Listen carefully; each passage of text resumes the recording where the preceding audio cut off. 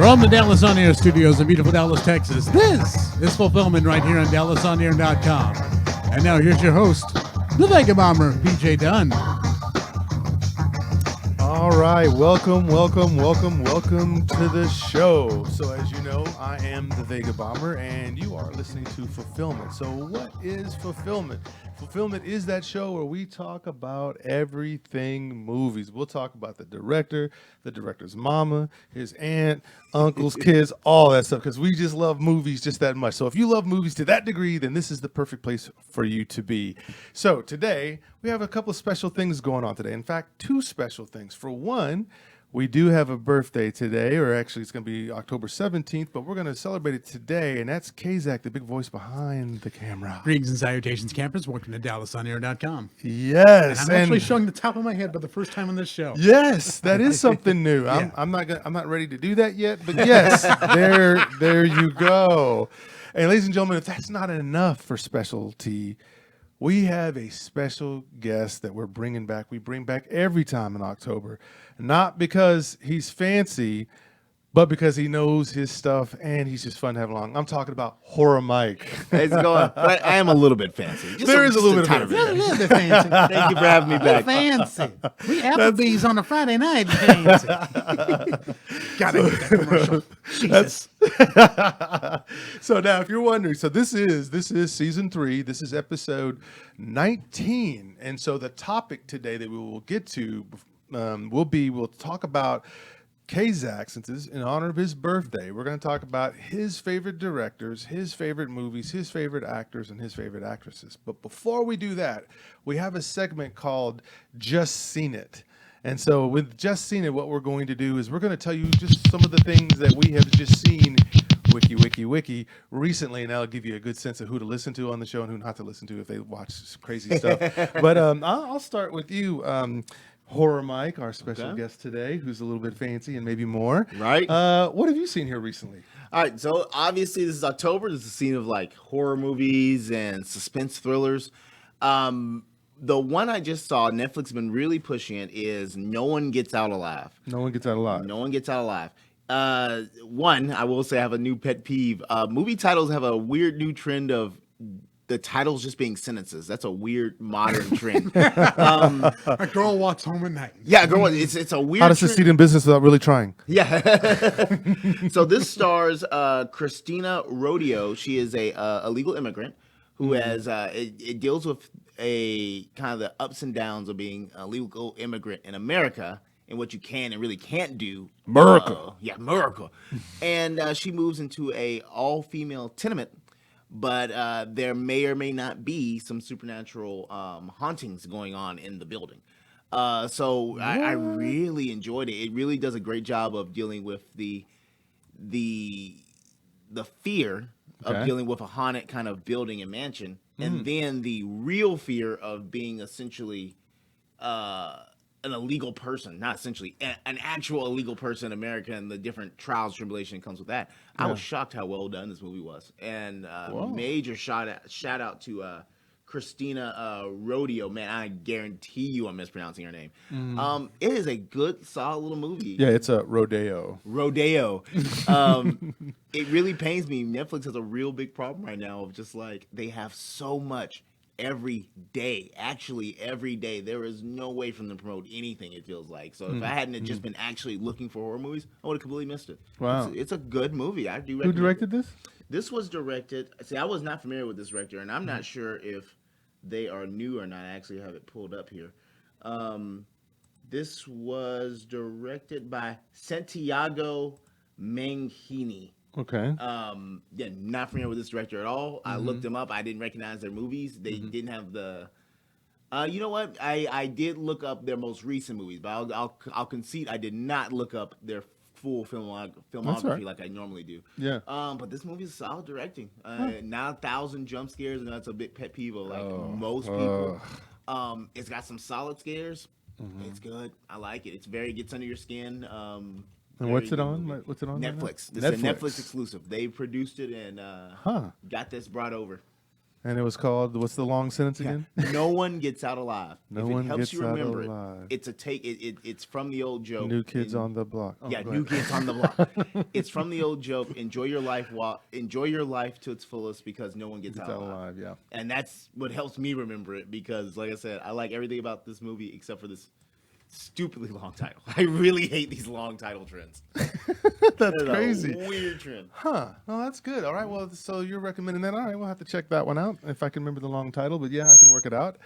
Kazak, what have you been watching here lately? All right. So for me, Birthday boy.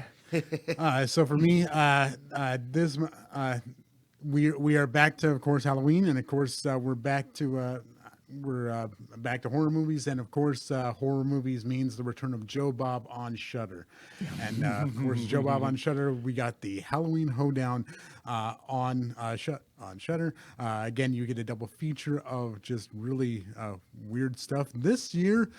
Not so much Halloween. You got two flicks. Mm-hmm. The first was an really strange exploitation classic called Angel, which is basically high school student by day, hooker by night, who goes in revenge of a serial killer who's killing other fellow prostitutes.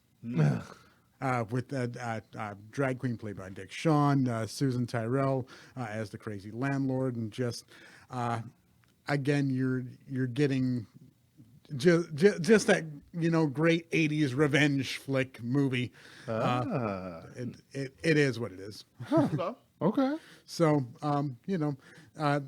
also in the midst of two films, you're also getting in between. You're getting an interview with David Gordon Green, Jason Blum, the guys behind Blumhouse, and of course Halloween Kills.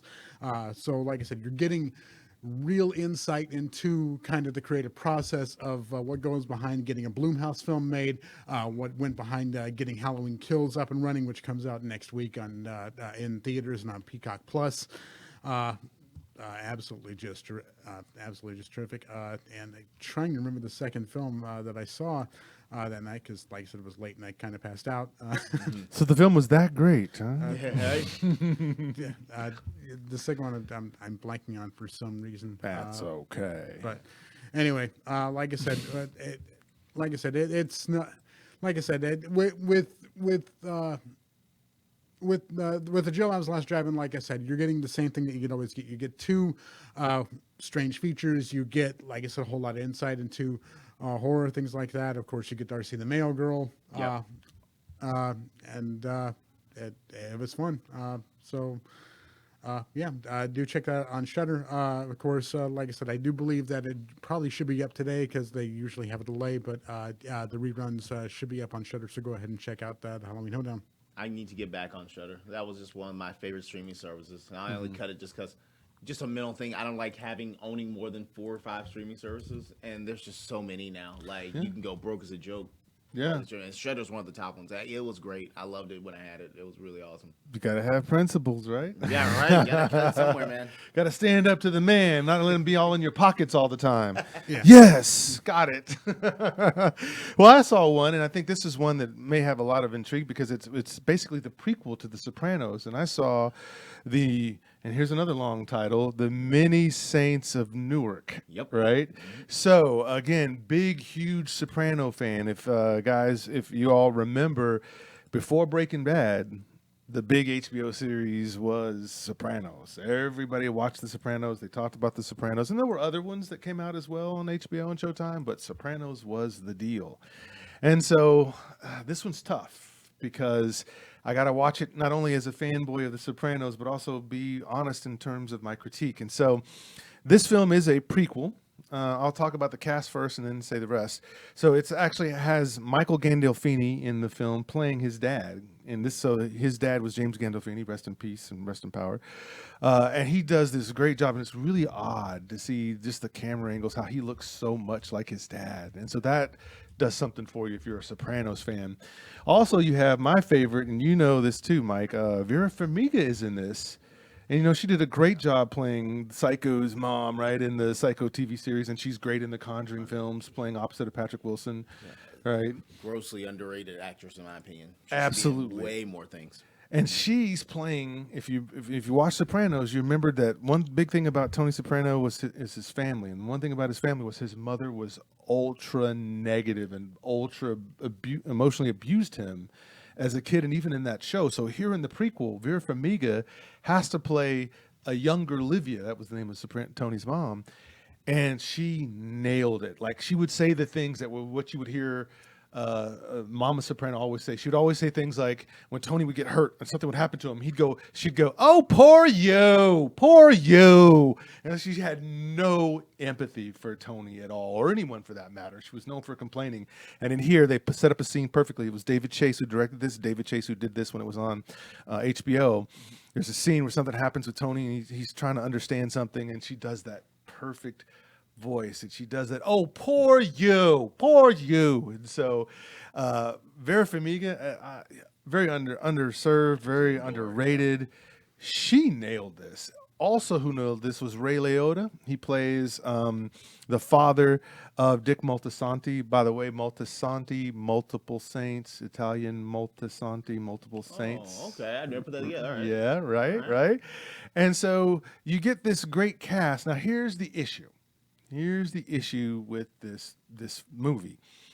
When you've watched The Sopranos, and of course it's episodic, you love the characters, so you pay attention to the characters. But see, if you didn't watch Sopranos, you don't know, hey, this is the young Tony Soprano, this is the young Livia's mother, this is the young uncle, this is the young Paulie Walnuts, this is the young Silvio, the gang that used to hang out with Tony, right? You may not get it. And one guy was horribly cast, actually. The guy was supposed to be playing Paulie Walnuts. Yeah. He doesn't act at all like Paulie. But the guy that plays Silvio had him down, because Silvio used to have that kind of lean when he talked, and he always said his head turned like this.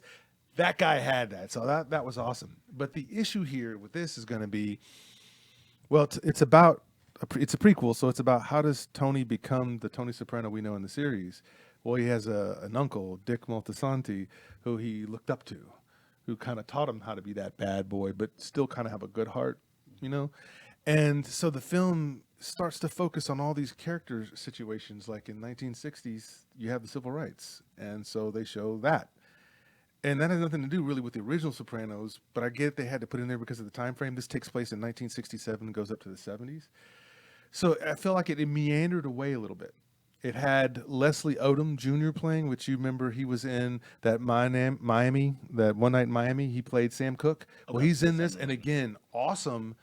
But he's just this tertiary character that they put time into. And so they get caught up in talking about the events of the time and then go back to Tony and showing, oh, here's how he looks up to his uncle, even though his uncle's doing some bad stuff to people, right? So I don't think it landed from that perspective, because you don't want to see all that ancillary stuff. You want to see more Tony. You want to see more of how did this family, this crime boss family, get to be the number one in Newark, right? And so I think it fell. It fell there. Can I say it's a bad film? No, it's crafted well. David Chase does David Chase things here, family. I actually really like David Chase. Yep. He's really, really good, except for I think this was a big task to bite off for just a 2-hour movie versus episodes that go on for 5 years. This sounds. I had to look up the movie. Remember, I'm not sure if y'all. I'm a huge Breaking Bad fan. I say that having like not seen any of Better Call Saul, right? El Camino. Mm-hmm. That was just a good, solid movie. Mm-hmm. And I would argue, if you had not seen, you get more of it seeing Breaking Bad, but you don't. It seems like it was not. I felt really required to truly enjoy that movie. It's just a good, solid story. Mike, go ahead and pull that microphone a little closer to you. Thanks. Sure, yeah. Okay, it's not really required to enjoy that movie. Mm-hmm. And this sounds like one. It's like it's two issues. It's like one that you kind of really need to brush up on your Sopranos, because I haven't watched The Sopranos in years to truly understand. That's a little bit unfortunate. Because, when El Camino came out, it was immediately after Breaking Bad, so it's fresh in your mind. Yeah. I haven't looked at a Sopranos product in, coming up on a decade. For sure. And then on top of that, I forgot about his mom completely. And it sounds like this should have been a series, from what you just told me. Yeah. It really sounds like they should have really given it more time. That's a little unfortunate to hear. I was excited to see this one. No, crafted well, yes. Like The Irishman, it's basically you're watching a mobster movie But with Sopranos was a little different than just a mobster movie because you really understood, Tony and the issues that he dealt with trying to have a legit business while running an illegit business and then doing things that we know he shouldn't do, but then we kind of give him a break because he's not trying to be a bad guy. It's just what he knows, right? Yep. So that wonderful tension that's made the Sopranos series good, not here. You're just kind of watching and going, oh, so there's Uncle Junior. Oh, that's how he ended up having the ball spot. Oh, that's nice. So I guess what it comes down to, if I had to choose between watching this on, HBO Max or going to theaters, like paying that money, taking time out, you think this is one to go see on the big screen or just go check it out at home? Not at all. Watch it at home because that way you can pause and go to the bathroom, grab some chips or something and all that stuff. If you paid for this in the theater, to me, the theater is supposed to be in a big event. And unfortunately, this doesn't play well as a big event. It's just hey, remember the people that you kind of know? Well, hey, look. Here's some stuff that they did before you saw them. And that's interesting to a degree, but it's not as compelling as the series was itself. Sounds like it should have been a streaming show. That's unfortunate. That's unfortunate. Did you ever watch it, Kazak? No, I never watched The Sopranos. Never watched had no interest in the movie. I didn't have HBO for the longest time, so it's just one of those series that just kind of got out of my realm of things. I'm like Kazak. I read it from, you ready for this? Blockbuster. Hey, there I you ran are. each season from Blockbuster. Yeah. Kazak, I think you would a little bit of it doesn't age as well. It's very 2000s. It screams like 2000s tropes. But that, if you don't have the greatness of Sopranos, you don't get one of my favorite television shows of all time, Breaking Bad. Like it's like a step, like one step is Sopranos, next step is Breaking Bad.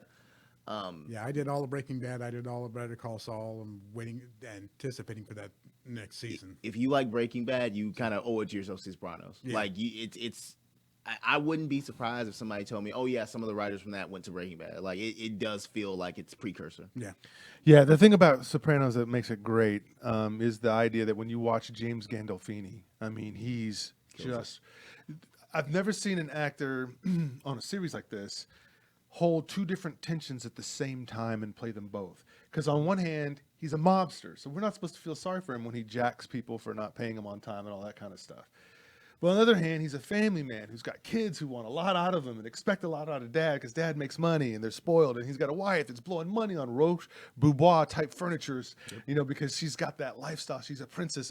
And then all these people are always coming up. Other mobsters are coming up trying to take his corner and he's having to defend it all the time. And so James Gandolfini plays rage and you believe it, but he also plays that vulnerability because he would do anything for his kids. Yeah. Anything. And when that's why Meadow Soprano, his daughter, could manipulate him left and right, and to watch how she could do that to this powerful mobster who everybody else is afraid of, but to her, she's like, that's dad who I can manipulate. Is incredible. And James Gandolfini, underrated and underserved. HBO is a television show. It's a television channel. I know they kind of made their fame on their like movies and stuff, but they always have really quality television shows. Like that show was just outstanding. And I think that might not even been HBO. Was it Showtime or was it HBO? No, it was HBO. It was HBO.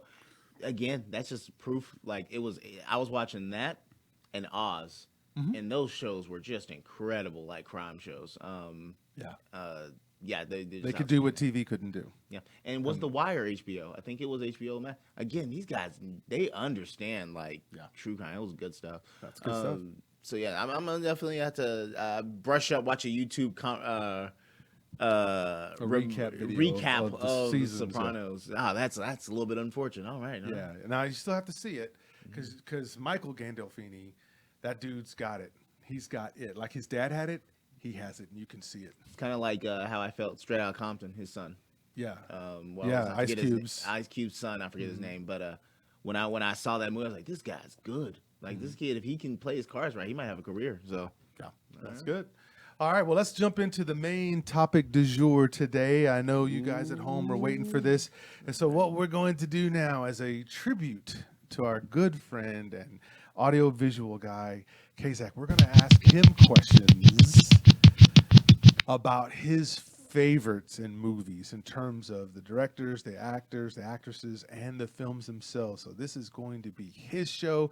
So I want y'all to tune in, take notes, and even fill in and ask questions once this gets over to YouTube about this. And I'm pretty sure Kazak will have some answers for you there. So I'm going to kick this off, Kazak. And so, birthday boy, I'm just curious.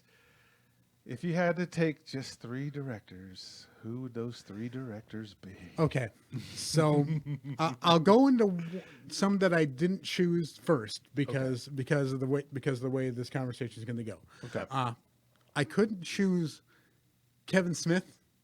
I love his writing, but his direction's terrible. Right. I mean, I would agree. His films are flat. His dialogue is great. Mm-hmm. I couldn't choose Edgar Wright because he hasn't done enough to do like a full length. There's not enough, or he's only in the past 5, 6, 7 years making great films, but he's not who I want to focus on as a director quite yet. Gotcha. And I couldn't choose Quentin Tarantino because while I love his work, his stuff comes from everybody else. Yeah. And, It's good art, derivative, yeah. good artists borrow, Fair great enough. artists steal, but he just steals wholly. So, like I said, while he's got a great eye, he's not he's not an original artist. It's just not. He's got a great mind. He's got a great writing, but again, not the original artist. So I had to go with 3 directors that kind of formulated my movie watching. Okay. So- okay. Thanks for that context. So Yeah. let us hear them. So the first one that I went with is probably just kind of what got me into comedy, and that is John Landis. John Landis. I mean, it doesn't get for me any better than the Blues Brothers. It doesn't get any better than Animal House. You got to go Coming to America, Three Amigos, just all of these, fantastic kind of base films that are just great comedy. Yeah. I mean, you couldn't get his movies made today. You just can't. Mm-hmm. But Different time. Yep. different times. But by the same, the themes are still funny. Blues Brothers is still an amazing musical, and who can forget one of the greatest horror films of all time, in my opinion, possibly the greatest horror film of all time, as a solo, American Werewolf in London. Absolutely. Classic. Rick Baker's character work. Absolutely great shower scene. Just all the surreal kind of nightmare stuff. I mean, he really gets a down and dirty horror film just all the way through. And again, it's a really great take on the werewolf film. That transformation sequence is a classic. It's ungodly how good it is, and it still holds up. It's Practical still effects, baby. Yeah, That's the power of it. Yeah, I mean, he really got film, and it's really a shame that the Twilight Zone controversy happened. If you're not familiar with it, go look it up. Go watch the Cursed Films episode on Shudder. Just basically, he had such potential, but it got ruined so badly by Hollywood, just kind of, for all intents and purposes, blacklisting him. Yeah, pretty much. But still, like fair. I said, those films that he did still hold up today, years and years later. They're not politically correct. They're not,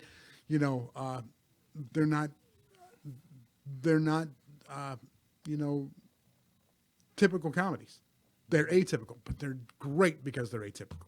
Yeah. Go back and watch them again. It's really, you can go back and watch them again and again and again. Those films are always great repeat viewing. So yeah. Love it. The second directors that I chose should be no surprise here, and that's going to be Joel and Ethan Cohen. You don't get a more wider base of work than these two. Okay. Yes. I mean, you go everything from Raising Arizona to True Grit. Oh, Brother, Where Art Thou? By God, The Big Lebowski. No Country for Old Men. The Lady Killers. Hail Caesar, if you dug that, which I didn't. Yeah. But the movies in that, they're all visually interesting. The characters are all just weird and eccentric. The camera work in there is phenomenal, and the stories that they tell, they're normal stretches of life expanded into great weird universes. The stuff that they do is so dynamic and so powerful. It's really what film is, not movies, film. You can go back and you can and it's film that's accessible at every level. It's storytelling that really does its job on screen. It's set pieces and it's character and it's dialogue and it's really intelligent filmmaking, even when it appears so dumb. When it's a simple murder tale like Blood Simple, or you get something weird and out there like Barton Fink, and you get all these great actors in there. You get Frances McDormand appearing all over the place because she's married to one of them. But I mean, you get her in Big Lebowski, and you get her in Fargo, which she's phenomenal in. And then you get, like George Clooney going, he's fantastic in No Country for Old Men. He's sleazy and intolerable cruelty. You get all these really great movies overall, and there's something in there for everyone. Huge fan of them. And I was gonna say, a movie that kind of personifies everything you just said. It's Netflix. It was The Ballad of Buster Scruggs. Yeah, that is one of my favorite. That is probably my favorite Cohen Brothers movie, and it has a great Western anthology. Yeah, it's a Western anthology, and it is everything he just mentioned. Yeah. You forgot musical Western anthology. How does it not get better than Tom Waits? We don't deserve the Coen Brothers. They're great. Honestly, it's just such good quality filmmaking, and they still keep making great quality films. I mean, not everything is a home run. The man in I can't remember the film. The Men Who Stare at Goats. Was that them? No, that was not them. Okay, but I mean, Miller's Crossing. What a great, phenomenal gangster pick. Just you go over it all, and it's so weird and good. The Hudsucker Proxy. I mean, come on, man. It doesn't get any weirder, and it doesn't get any better than those two. Yeah. The last one that I picked. And again, this one is really going to be no surprise, and that is Sam Raimi. Okay. Oh, you take Sam Raimi. This is a guy who absolutely just he is the do-it-yourself, pull it up by the bootstraps. He comes from nowhere and does such great stuff. I mean, of course, you have the Evil Dead series. You have the 3 Spider-Man movies with Tobey Maguire, which, the first 2 are great, and the third one was terrible because the studios got involved. But still, the visuals on it are still fun. Yeah. The Quick and the Dead is absolutely a guilty pleasure Western. And you may not have to like Sharon Stone, but you got to love Gene Hackman. You got to love Leo DiCaprio. Again, Drag Me to Hell, which he made to get the bad taste out of his mouth in Spider-Man 3. It's a great horror film. The fact is that he just gets horror on such a visceral level. I mean, doing something as simple as strapping a camera to a 2x4 and running through the woods, a $10 effect still looks great. And of course, like I said, he gets comedy and he gets timing and he gets thanks to Home Depot. Yeah. Right. Yeah. And a 2x4. Yeah. And now what he's done is that his value in horror, he's now expanding it and becoming a producer and getting more horror films seen. He's getting guys like Fede Alvarez seen. He's getting great production done. And again, and we're getting him in the new Doctor Strange movie. He's coming back to comedy, to comic book movies, and this time I think they're going to let him do it on his own terms. Please God, let him do it on his own terms. Because Sam Raimi. That's why I'm afraid Sam Raimi. As a big fan of him also. He's a storyteller. He's a natural storyteller at that. And you look at Spider-Man 2, one of the top superhero stories ever made. Yep. And that's pure storytelling. I don't see. That's why I wasn't as excited for Multiverse of Madness. Marvel is not known for letting directors breathe. That's not something they're known for, and I'm kind of afraid. But we'll see. I'm rooting for him. I love Sam Raimi, man. He's just pure storytelling. Yeah, and the stuff that's not horror, go back and watch A Simple Plan, which is which is a great kind of tragic tale. He does baseball for the love of the game, and of course, the rarely seen crime wave is still a phenomenal live action cartoon. I love that film.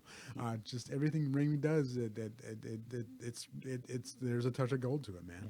especially look at it. I've watched some documentary or two on him, just some video essays and stuff. He's very Hitchcock inspired, and it's very interesting that it makes sense he would go into horror, but That's he called took the- Hitchcockian. right? Very Hitchcockian. He took that. It wasn't so much how he does take his cinematography from Hitchcock, but he took the storytelling from Hitchcock. You know, the tension, the building it up, and the visual storytelling. Like Sam Raimi's one. I would. This is gonna be a hot take. One of the last great like kind of visual directors. Like he's very like he's lived by show don't tell. There's a shot I remember from the Spider-Man movies where it's Spider-Man looking at the wrestling guide, and then you see an image of Mary Jane pop up. You see an image of Aunt May pop up, and something else. And it's like, oh, if I get the money, I can get these things. I'm like, you just showed me it all in one shot. Oh my goodness! Like, Yeah, it's straight out of the see comic book. It's straight out of the freaking comic book, man. visual storytelling. But no, huge agreement on Sam Raimi. Love him. Yeah. That's a great pick. Those are great picks for directors. So, Mike, you have a category you'd like to talk about? So I would love to hear. Can we talk about these great directors? But a lot of these guys really are made or broken by their leads. So I would love to know. A lot of them had female leads. So I would like to know, what are your favorite actresses? All right. So I'll start with my first one, and like I said, this one it's that crush that you get. Okay. But it's not just a crush that I have on her as a person. It's a crush that I had on her as an actress, and that is Winona Ryder. Okay. The absolute indie darling. Just like I said, you get her. She's that out there girl who has never lost that out there quality.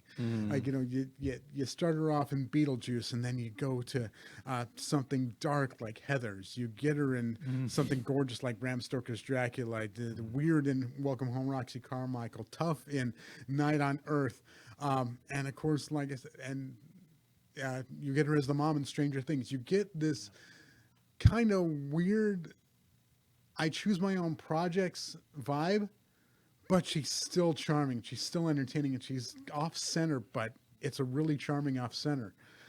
You know, you get her in that Vulnerable Reality Bites. You get her in, you get such great timing out of her. Like I said, she is off, but she is that off that's really charming. Yeah. To me, I find her entertaining. I find her fascinating, and she's still gorgeous. So Yeah. She's aged very well. And I agree. And like that's just, it seems like it's just kind of her in real life. She's very like kind of almost dreamy. I didn't mention one of my favorite Winona Ryder movies, Edward Scissorhands. Yeah. It's nowhere near her best film, but it's just she's just always to your point, very dreamy. I was like, what, Tim Burton? She was built for that role. That movie almost feels like a dream. So Yeah. you know, I do like Quentin Tarantino. I love that you brought that up. You know, Mike, one time I made a salad with knives for fingers, and I told everybody to call me Edward Caesar Hands. Caesar Hands. There you go. Easy. It just rolls off the tongue. Winona Ryder just, I remember it felt like she disappeared for years, and then out of nowhere, she came back with Stranger Things, and she was just back on the, like, Yeah. it was probably just the thieving thing. Probably people Hollywood they didn't blacklist her, luckily, but I think they were like, "Ooh, that's a little bit embarrassing. Let's push you aside." But she hit with Stranger Things, and she's been going strong ever since. Yeah, she had that breakdown, but again, she comes back, and like I said, she's still going strong. And like I said, she's still getting to choose kind of her own projects, and she's still choosing stuff very well. You absolutely have to love her as an actress, man. All right, so number 2, absolutely transformative, powerful, and knows how to pick great stuff, and that's Charlize Theron. You get such great depth and breadth in her work. She's not afraid to play terrible people. Yeah. Because I mean, you from Eileen Wuornos to her character in Young Adult, you have her in, of course, charming roles like Devil's Advocate. You get her in badass roles like Mad Max Fury Road. You get her in really funny roles, like her whole run on Arrested Development is, by God, the funniest thing I think I've ever seen. Yeah. She's absolutely transformative.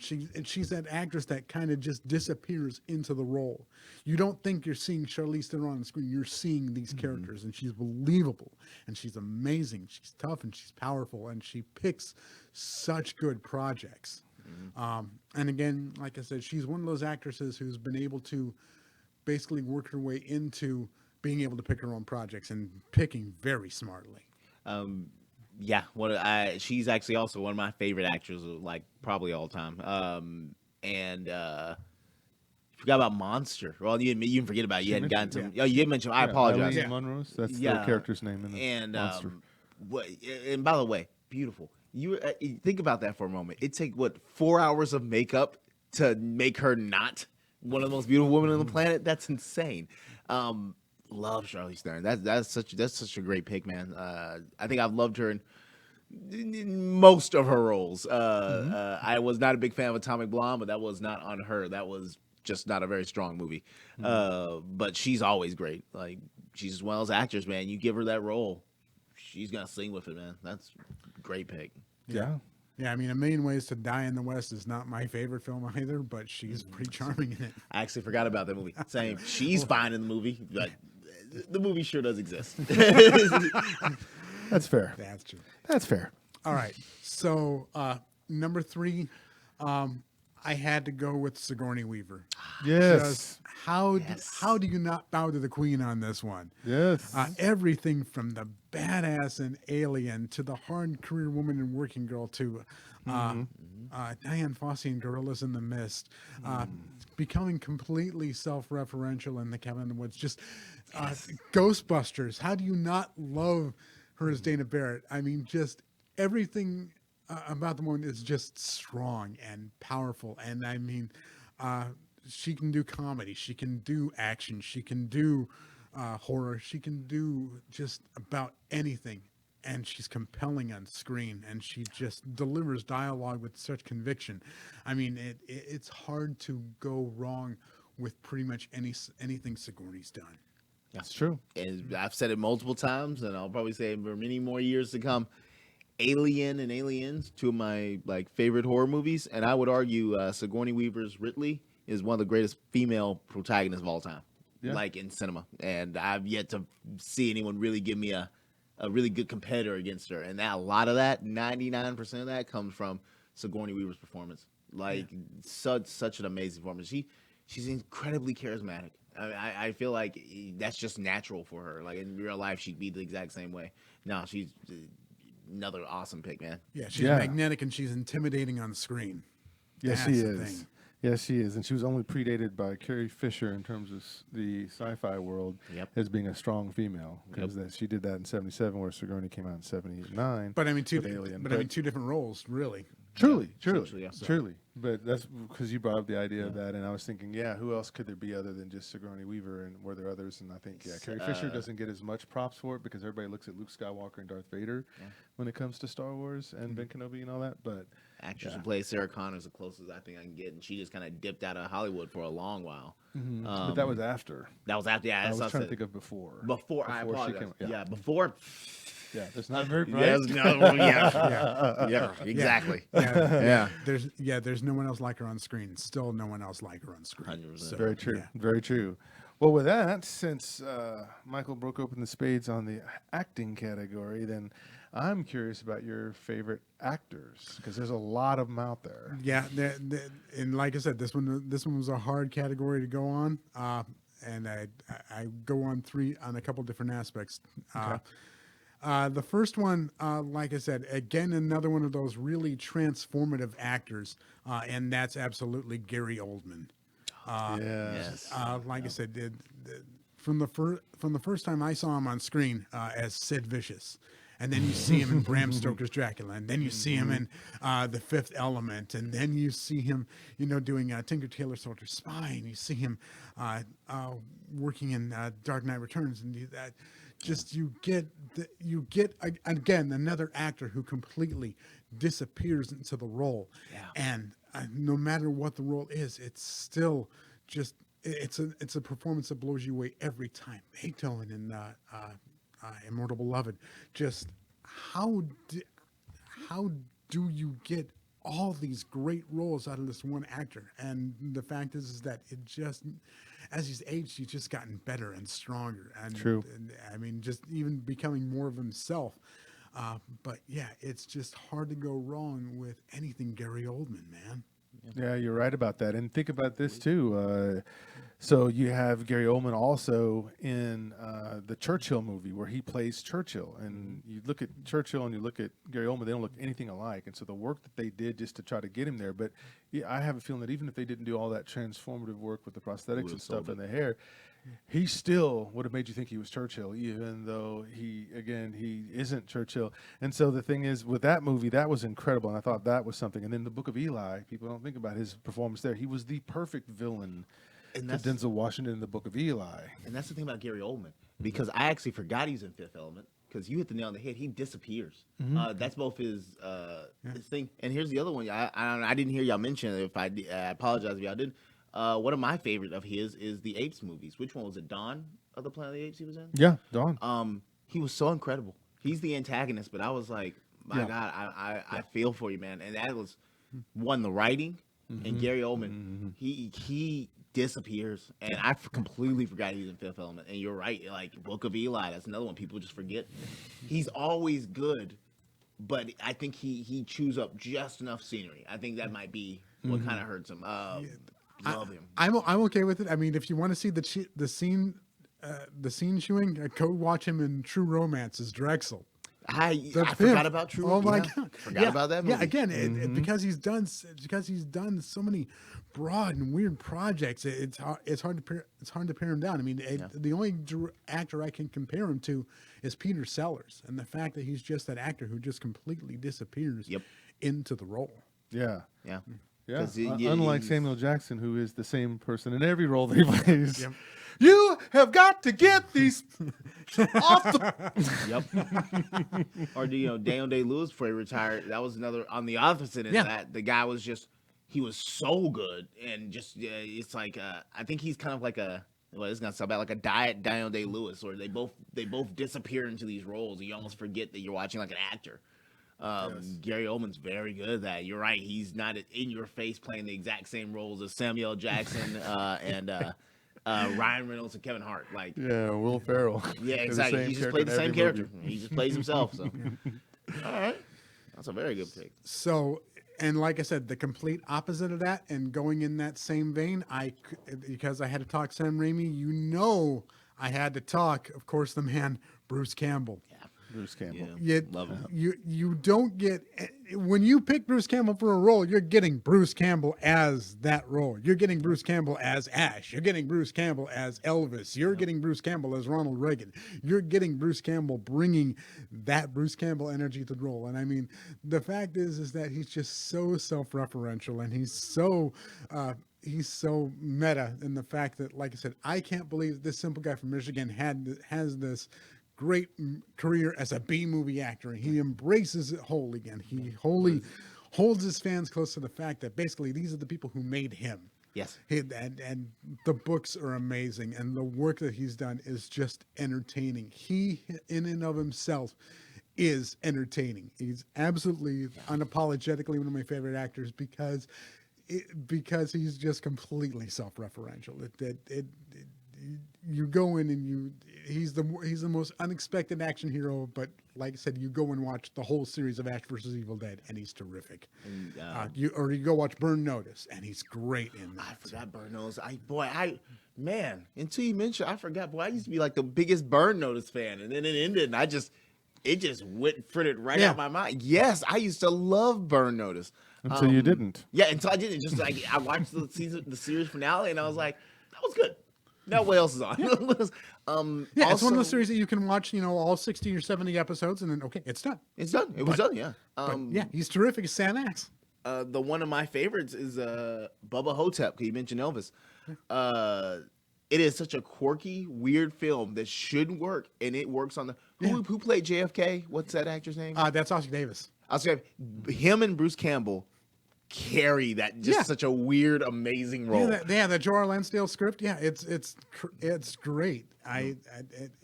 It's one of those weird things. You've got to be in a movie to you got to be in the mood to watch something really weird, and it doesn't get any weirder than Bubba Hotep. Yeah, well, that was a weird movie. I haven't seen it. I'm sure you're okay. Let's explain the plot to him. Just so that's what I was gonna say. Yeah. Elvis Presley, played by Bruce Campbell, decides he's tired of being Elvis Presley, so he retires and gives up his life as Elvis and sells it to another guy. And meanwhile, basically, he's aged, and you find him in a nursing home.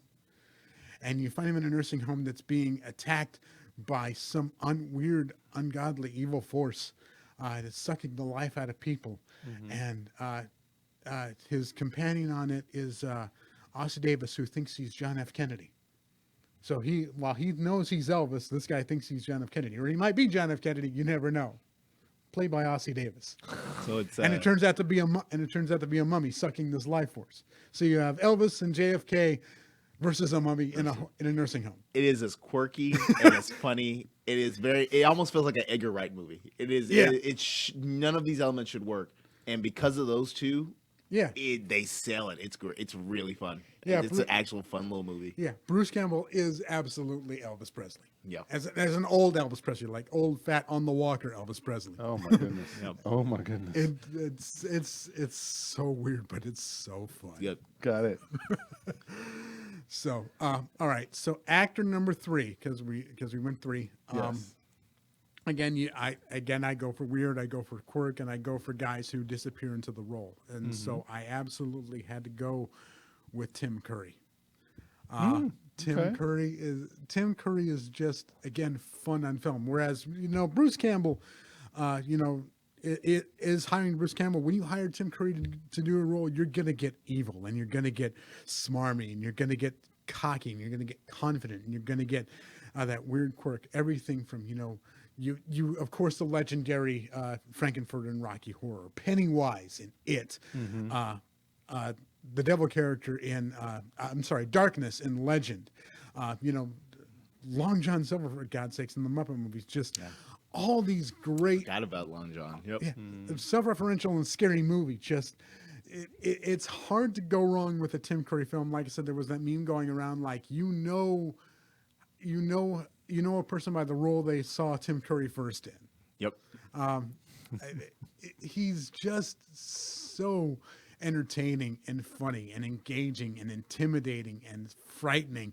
And, like I said, going from the camp of Rocky Horror to the terror of Pennywise to the evil and Darkness and Legend, just, all of it is just amazing. All of his work is just great. And of course, like I said, we'll get into him in one of my favorite roles here in just a minute when we talk my favorite movies. But absolutely, he is that really great character actor that when you get him in that role, he's just phenomenal and broad and amazing.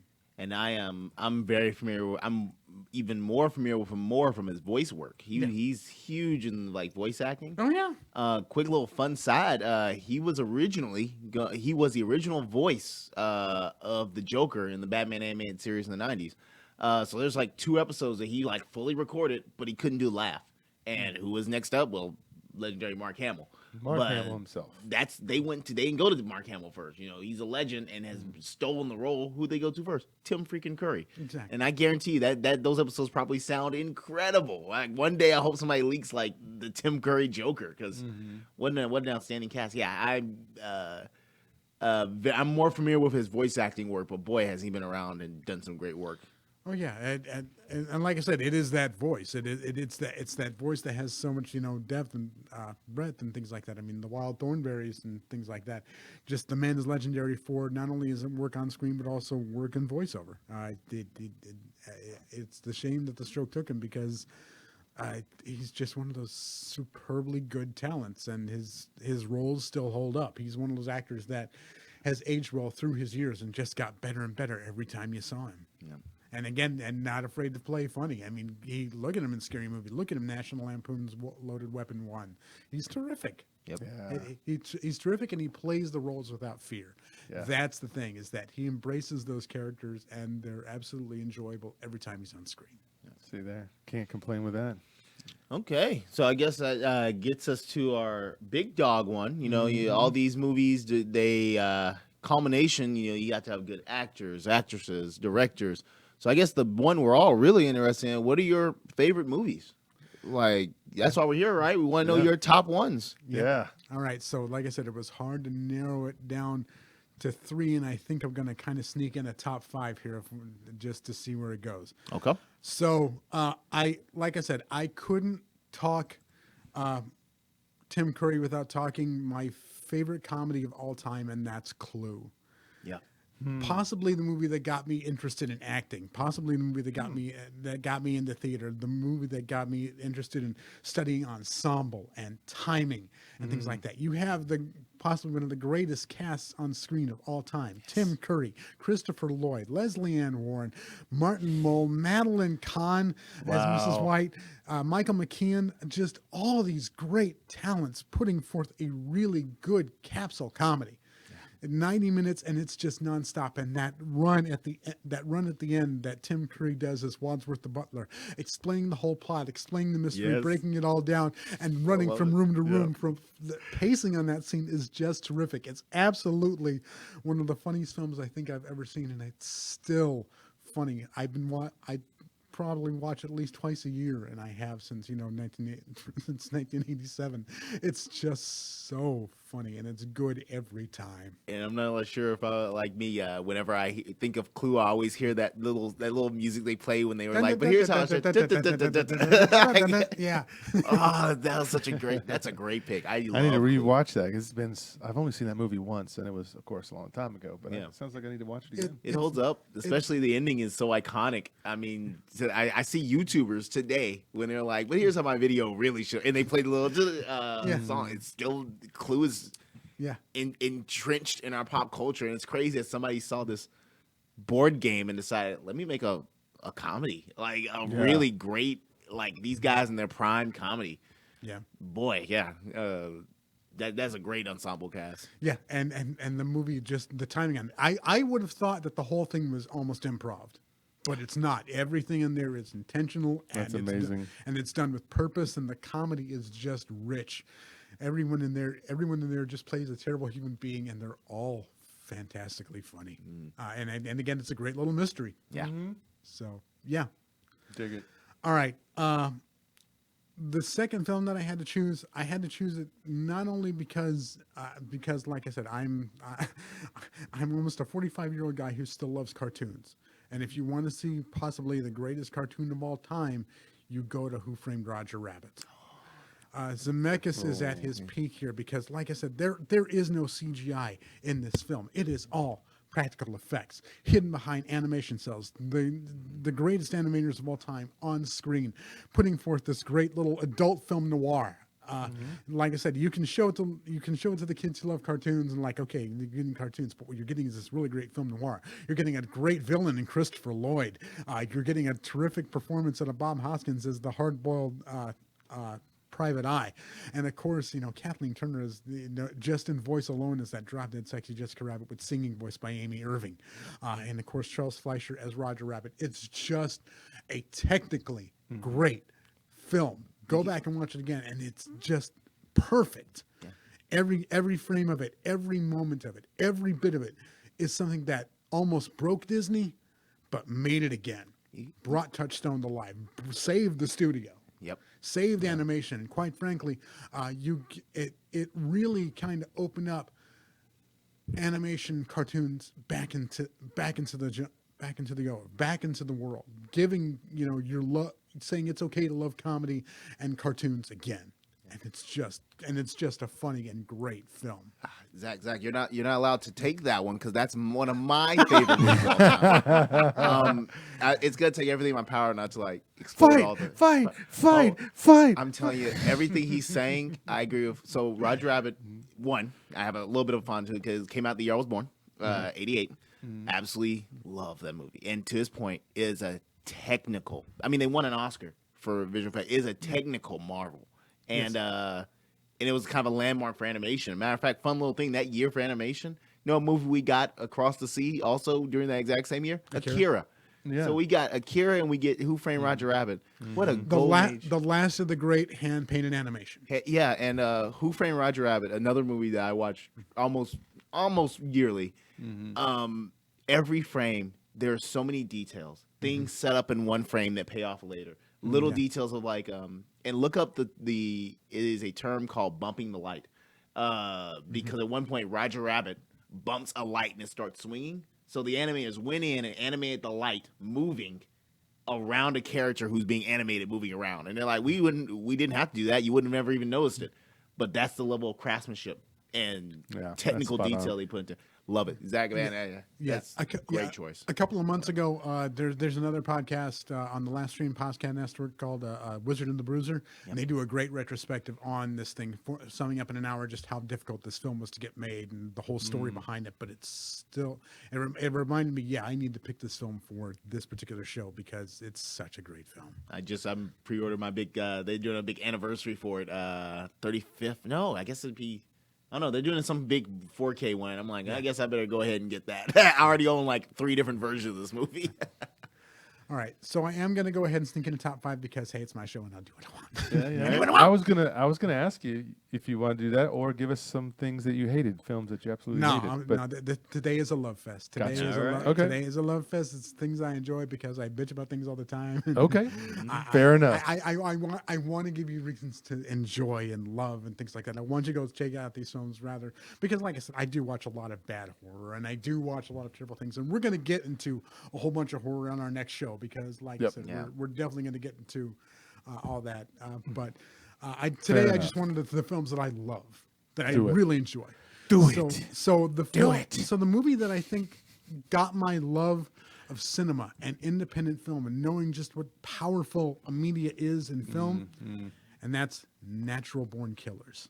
Oh, seeing this at 17, going to see it in, having to travel a half hour away because my movie theater wasn't going to carry this film. Seeing this really great, powerful film that's, shot beautifully, that has all these great, stellar performances, all these intimidating, horrible people, Woody Harrelson, Juliette Lewis, and again, celebrating what I think media is and showing it what it really is. You're celebrating, turning this couple into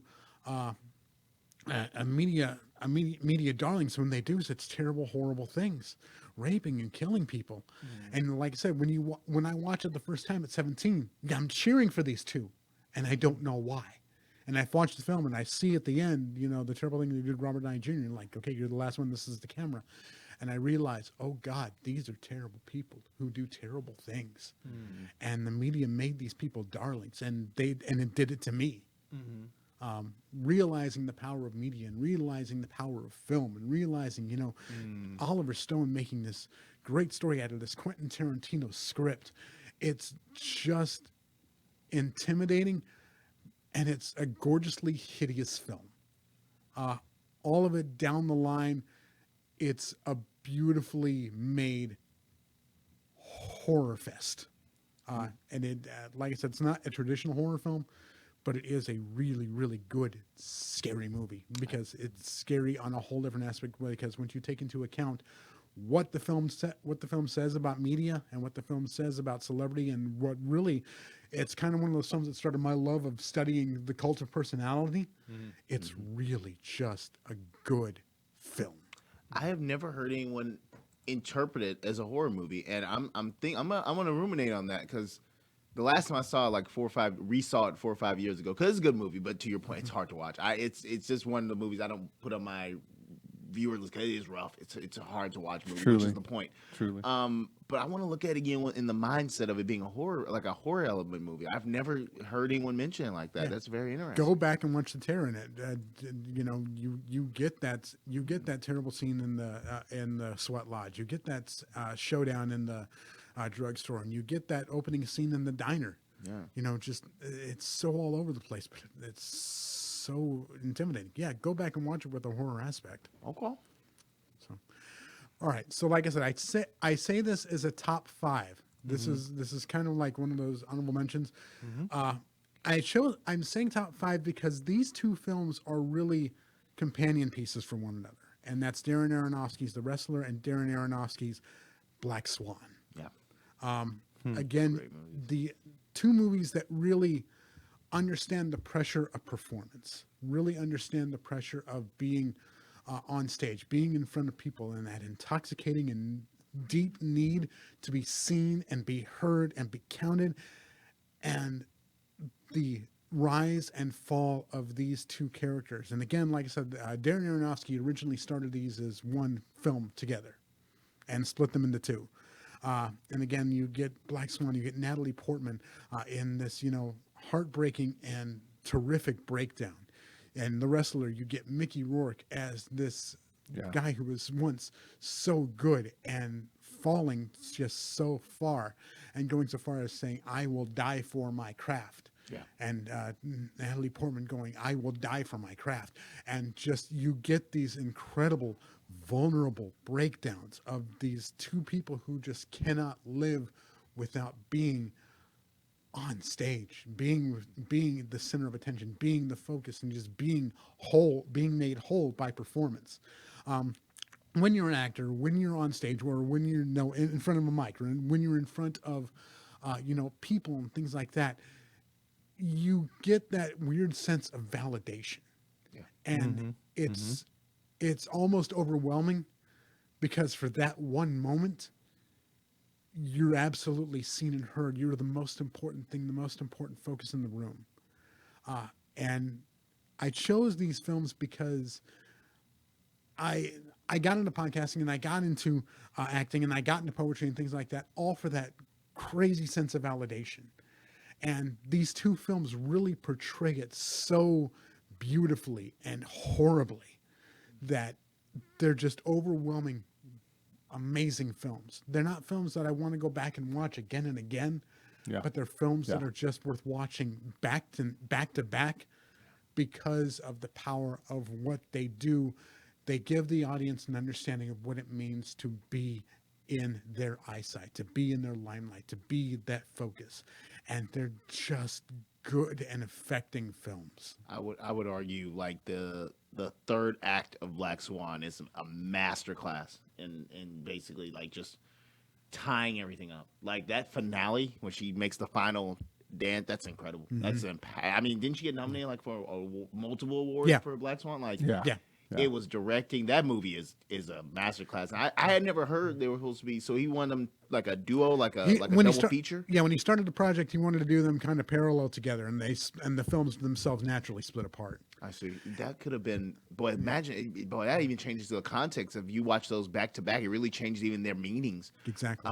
I really liked it. I don't know. I found The Wrestler very positive, like more elements of positive look at that. But Black Swan to me, I felt was the other end of that coin, where it shows the horrible downtrodden. But to your point, he reasonably dies in prison. Yeah. Spoilers for a 10-year-old movie. Yeah, but like I said, because I've watched wrestling for years. Yeah. I'm that guy who studies the sport, and I'm the guy who knows the history, and I see these guys, at the conventions and seeing how broken down their bodies are and seeing how far they've fallen. And like I said, knowing the pain that those guys go through and seeing the reality of that role, of that life, it's like I said, you want to see it hopeful, but like I said, you want to hope for the guy, but you just there's no hope for him. I said both of these movies have such tragic endings. And it's like Whiplash. You could add Whiplash to that group as well. That's another movie where it's just like Whiplash is almost deceptive because you're almost like, oh yeah, he kind of did it then. And then you're like, well, wait a minute, what did he really? Yeah. Oh dear. Yeah, these are all great movies about the craftsmanship and just what you sacrifice. Right. As an artist myself, it's tragic to see that. And like I said, Darren Aronofsky for me, watching a Darren Aronofsky film is about as close to religion as I get. You go and watch Pi, and it explains the interlacing of math and life. Where you go watch Requiem for a Dream, and you see hope and devastation all together at once. And you go back and watch these two films, and it's just intimidating to see. I have no desire to go watch Mother at all. I've heard such terrible things about it. But yeah, I watched it because it was like many people's like top horror movie, and it's classic Aronofsky. I had to have like somebody explain elements to me because it was very. It's not I can't say it's classic. It's just him to the extreme. Like it's him cranked to 11. It's him without filters. It's him without filters, and I'm like, I'm a pretty reasonably smart person, and I'm like, wow, this thing is. I think it's actually smarter to me. I think it's just a little bit too much of a film. Yeah. Yeah. I do recommend seeing it at least once, but I can understand where you're coming from. Like I get you. Yeah. So yeah, that's it. That's it? Wow, how about that? So what do you think at home as you're watching this video now? I'm sure you have your favorite directors, actors, actresses, and films. What are yours? You can put them down in the comment section below. And then, of course, I'm pretty sure any one of us, we would love to interact with you and just tell you, hey, yeah, we think that's great too. And there's many. So once again, Kazak, if anything, happy birthday to you, brother. Thank you so much. Happy birthday, man. We're so happy. It's been great, dude. Thank you, man. Yeah. Thank you guys for coming in. Thank you for being a part of this. Thank you for, like I said, talking movies with me. Yes. Every second and fourth Sunday. Yes, yes, yes. And so let me give you a little preview for next week, and then we're shouting out and getting out of here. So I say next week, but for the next show, which we are always the second and 2 fourth. weeks. Yeah, 2 weeks. So we're always the second and fourth Sunday. So that would be the 24th. And so on the 24th, we're having a big horror extravaganza because it will be the weekend before we get to the holiday weekend.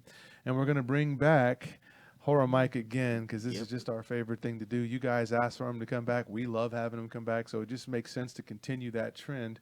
So we will definitely have him come back. And so that time, one of the things we're going to talk about is we're going to find out, based off of all of our ideas here, are the top trilogies in horror films. Which are the tops? And you're going to get to hear all of them. Not just trilogies, franchises. Franchises. Thank you for the correction. Franchises.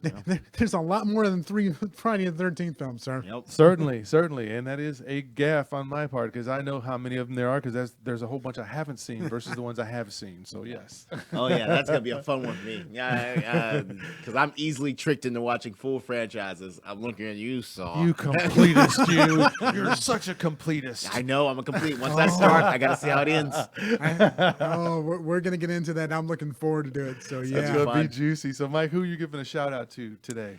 Just want to give a shout out, I guess, Keith's Comics, where I work, coworkers, mom and dad. I know they're going to be watching this episode. And Jesus at work, I see him work with him every day. So hopefully I'll be able to get him to watch this one. Excellent. How about you, Kazak? Who you shouting out to? Today I'm going to go ahead and shout out my pops who, like I said, my pops and my mom who, studied my love for film, the people who basically showed me the Blues Brothers at age 4 and Stripes and just explained to me just let me enjoy movies. They didn't put any restrictions on me as far as movies go, so I'm grateful to them. I do also want to go ahead and shout out all our family here at DallasOnAir.com, including Jedi Jansen and Kat. Do go ahead and donate to Heroes United. Like I said, we're gearing up for the Christmas toy run here, where Jedi goes out dressed up as Spider-Man and goes out into the neighborhood and distributes toys to poor kids and things like that. We're distributing, I think, the supplies next year. It's a really, really big deal. So like I said, do donate to Heroes United because we want to give, like I said, kids happy birthdays and Merry Christmases and things like that with toys donated out of our pockets. So do that. And of course, like I said, check out all the other great shows here on DallasOnAir.com, including our companion show here on Sundays, which of course is the Rancor Pit and Isle of Toys, hosted by Cole Houston and myself. You also check out Fan and Wife. Check out Figurines and Unexplained Mysteries podcast. Check out Say Something, which is back. Check out Best for Business if you like sports. Check out Show and Tell. Check out all our great stuff here on DallasOnAir.com. Yes. And I want to give my shout outs too. I want to thank, I had lunch with yesterday, the film samurai himself, Carlos Salinas. Really? Yes, we had some margaritas sitting on a patio the other day. It was joyous. And so I got to find out what's been going on with him and everything. So for you guys who have been watching, I know he's one of the original members of the crew. It was actually his daughter that came up with the name fulfillment and exactly the way that we draw it. So big love for that. I also want to give out a shout to Brandy and Barry Austin, who watched the show almost religiously, if you will. And at the same time, also to Jedi Cole and Eddie Medina, Tristan Frazier, and I believe that's everybody who I can remember without looking at my cheat sheet today. But if I forgot you, I didn't really forget you. I just didn't remember at the moment I need to remember. So if you followed that, then we're good. And that's it. That's our shout out for then. And so until then, we'll see you next time back again with Mike. And we're going to do the Halloween